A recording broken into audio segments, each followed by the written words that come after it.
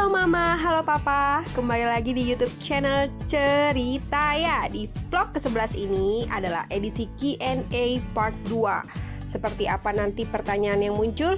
Yuk, kita simak bareng-bareng. Selamat. Pertanyaan ketiga.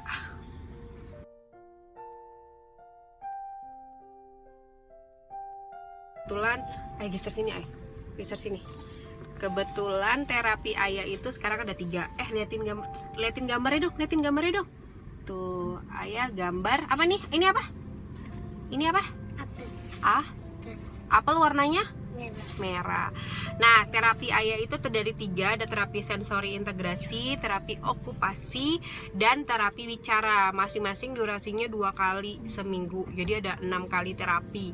Nah, terapi ini sudah dilakukan sejak ayah usia 2 tahun. Tapi dari 2 tahun sampai 3,5 tahun itu banyaknya kita mencari second opinion, third opinion, karena masih galau. Jadi saya masih pindah-pindah tempat terapi. Saya masih mendengarkan banyak perspektif. Sampai akhirnya bener-bener insaf dan tidak mau jadi kutu loncat lagi ketika kita pindah ke Jakarta saat ayah berusia 4,5 tahun. Jadi kurang lebih baru 1,5 tahun kita istiqomah di tempat terapi dengan cara yang kita pilih ya, karena penting nih Mama Papa, terapi itu macam-macam. Jadi gini, saya baca ya. Jadi autism itu hak ditanganinya itu dari profesi mana itu belum inkrah gitu loh kalau menurut saya ya. Jadi misalnya, apakah harus ke dokter tumbuh kembang? Apakah cukup ke psikolog anak? Apakah terapisnya harus dengan AMDTW, AMDOT ya? Jadi D3-nya untuk D3 untuk terapi wicara dan terapi okupasi. Apakah cukup dengan teman-teman dari pendidikan luar biasa, SPD gitu, atau gimana gitu, atau saya pun yang mungkin nggak punya titel, asal saya ikut pelatihan, apakah saya bisa menerapi? Nah itu yang belum duduk sampai sekarang gitu. Nah itu pilihan Mama Papa, terserah Mama Papa mau lebih nyaman ke yang mana. Kalau saya lebih ke memang mencari dokter spesialis anak, subspesialis tumbuh kembang. Nah teman-teman bisa lihat tuh di Ikatan Dokter Indonesia ya, siapa aja sih dokter-dokter di Indonesia yang sudah subspesialis tumbuh kembang. Gak banyak, dikit banget gitu. Dan saya selama proses mencari itu, saya cuma nemuin 2 dokter yang memang subspesialis tumbuh kembang. Nah tapi bukan berarti dokter spesialis anak aja atau dokter spesialis rehab medik atau psikolog itu nggak bagus. Bukan berarti seperti itu ya, itu pilihan kita masing-masing.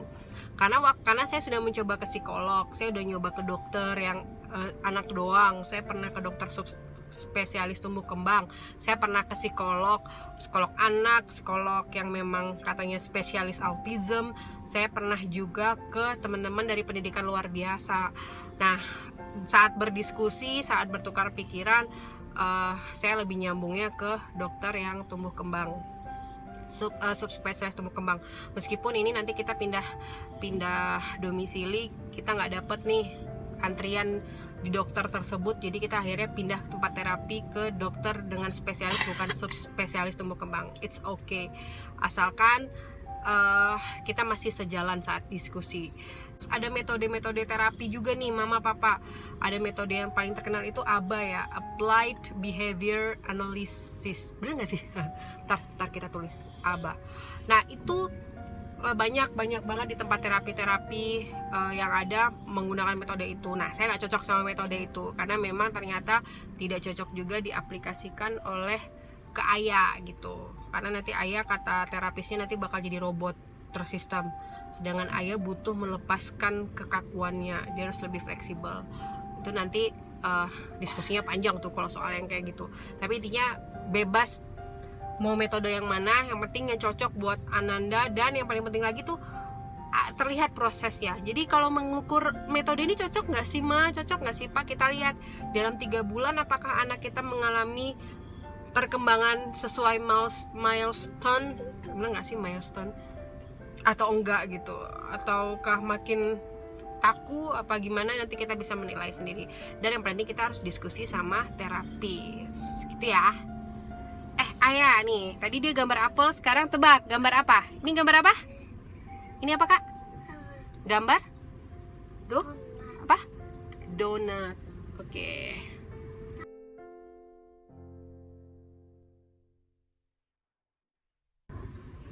Oke, ini mungkin pertanyaan terakhir biar teman-teman gak bosen karena cuma dengerin saya ngomong.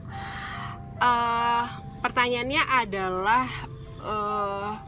gimana kalau seandainya tidak terapi? Jadi gimana sih kalau saya terapinya di rumah aja karena keterbatasan biaya? Iyalah, mahal loh terapi itu guys, mahal banget. Oke, miring.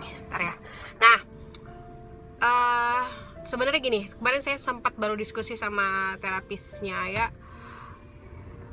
Terapi itu penting bangetnya itu adalah di aplikasi orang tuanya. Jadi kita ketemu terapis tiap minggu tuh buat evaluasi sama verifikasi. Ini loh tante yang sudah saya lakuin, kira-kira apa nih yang perlu saya lakuin. Jadi kita kayak apa ya, kayak kita tuh mahasiswa yang ada dosen pembimbingnya. Nah kayak gitu. Jadi nggak lucu kan kalau mahasiswa nulis skripsi nggak ada dosen pembimbing. Nah seperti itu juga.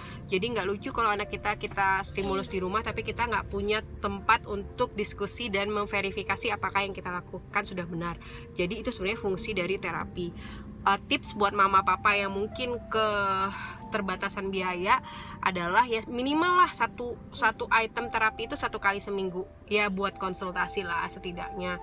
Tapi PR-nya jadi berat banget karena di rumah harus menstimulus yang sama, menduplikasi apa yang dilakukan di tempat terapi. Itu yang paling penting.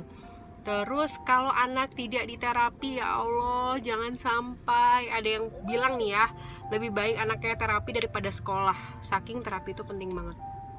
Ini saya rasain banget langsung ketika waktu di Jogja saya terapinya bolong-bolong, di Surabaya saya terapinya lumayan rajin, dan di Jakarta sangat rajin sekali. Yeay. Nah itu beda banget. Jadi kayak saya tuh sekarang kalau yang rajin banget ini ya, si ayah sekarang kan lumayan rajin tuh, kayak perkembangannya tuh kayaknya cepet gitu loh. Apa yang misalnya tadi dia udah bisa ini kok, dia udah bisa ini gitu. Tapi kalau saya malas-malasan terapi, ya Allah itu dia jadi kayak mundur. Jadi ya, nah ini satu lagi nih, paling penting banget, anak autism itu bisa on dan off. Jadi dia bisa hari ini, besok dia tiba-tiba bisa nggak bisa gitu loh. Dan itu tetap harus di maintain, makanya penting terapi. Jadi kemarin dia udah bisa loh, tapi ternyata nggak bisa. Nah teman-teman udah lihat kan di vlog perdana dan vlog kedua saat ayah error seperti apa, saat dia kooperatif seperti apa. Kalau setiap pekan itu pasti saya nanya nih, gimana nih tante, error nggak gitu, mengalami kemunduran nggak atau kemajuan. Karena ya itu, terapi itu tidak menggaransi mama dan papa mengalami kemajuan, bisa jadi kemunduran. Makanya penting sekali kita melibatkan ahli di dalam tumbuh kembang anak kita untuk mendapatkan hasil yang maksimal. Nah ayah ini termasuk autism yang jenis yang sebenarnya cukup dibilang ringan, nggak ringan juga sih ya. PDD-NOS ya, tadi di awal saya pernah cerita di vlog pertama, PDD-NOS gejalanya itu tidak seperti autisme yang klasik ya, yang teman-teman mungkin pernah lihat anaknya tantrum, marah-marah, memukul dirinya sendiri. Ayah memang tidak seperti itu, tapi yaitu dia mengalami ciri-ciri autisme lainnya dan memang sangat butuh sekali pendampingan. Oke, mungkin itu aja ya pertanyaan kita. Maaf ternyata cuma bisa menjawab 4 pertanyaan, karena kalau kepanjangan nanti membosankan. Dia steaming, itu namanya steaming tuh. Dia marah karena waktu main handphone sudah habis. Oke. Nah ini nih, ini steaming yang dia dapat dari dia nonton YouTube, dan itu harus dihilangin dengan kita tidak memberikan YouTube. Jadi tadi handphonenya dipakai buat gambar, it's okay, tapi tetap harus dibatasi. Tuh, dia marah. Oke deh, sampai ketemu di vlog Q&A selanjutnya. Nanti kita cari tempat yang lebih nyaman ya.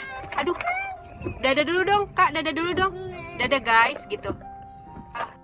Oke mama, oke papa, mungkin itu aja ya vlog Q&A part 2. Ini vlog 11, yang sebelumnya ada di vlog 10.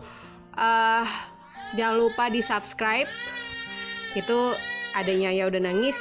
Oke, sampai ketemu di vlog selanjutnya. Terima kasih.